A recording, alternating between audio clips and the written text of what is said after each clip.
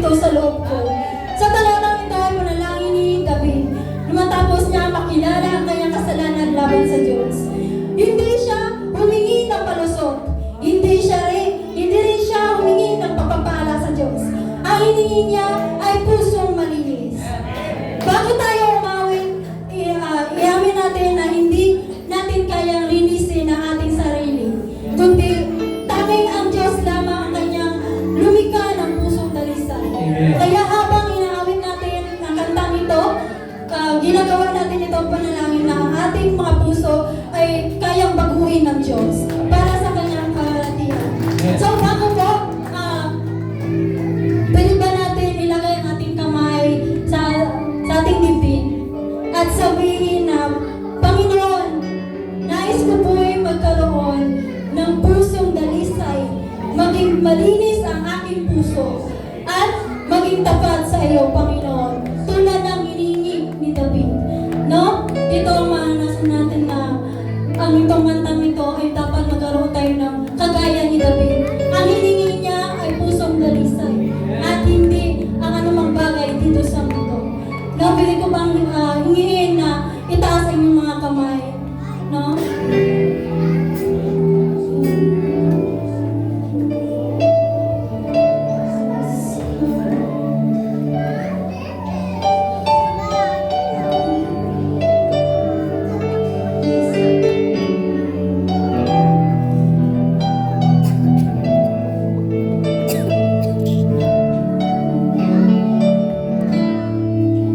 Pusong dalisay,